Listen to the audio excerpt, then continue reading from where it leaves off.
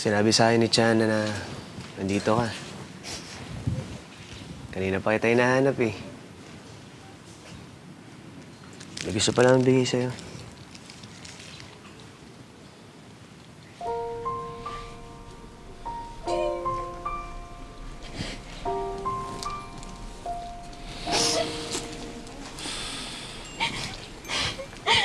Wala na akong scholarship. Hindi na ako makakapag-aral dito. Ay, Darian, nakita mo naman, di ba ginawa ko naman lahat eh. Nag-aral naman ako mabuti. Kaya lang wala pa rin. Hindi pa rin ako nakapasa. Ano na lang sasabihin ni nanay at lola sa akin? Na walang kwenta yung pagpapadala nila sa akin dito. Hindi ko na alam kung anong gagawin ko.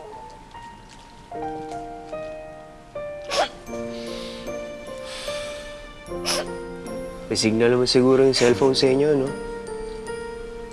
May internet din naman kayo.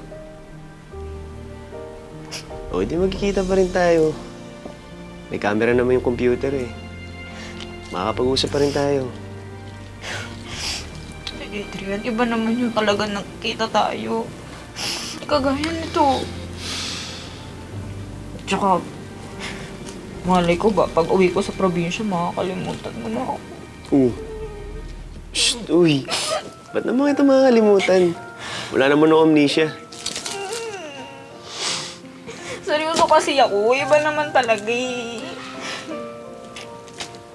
Ngayon nga lang ang lungkot-lungkot na.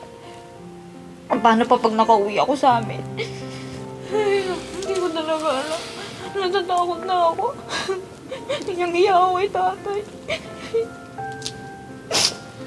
Dang, scholarship nung naman nawala sa'yo eh. Hindi yung utak mo.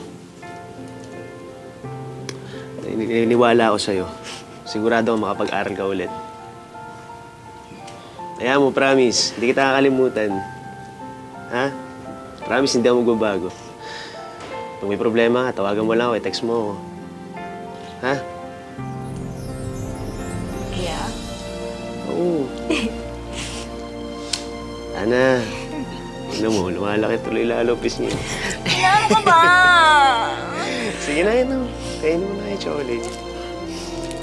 Babaeng part to. Hindi oh.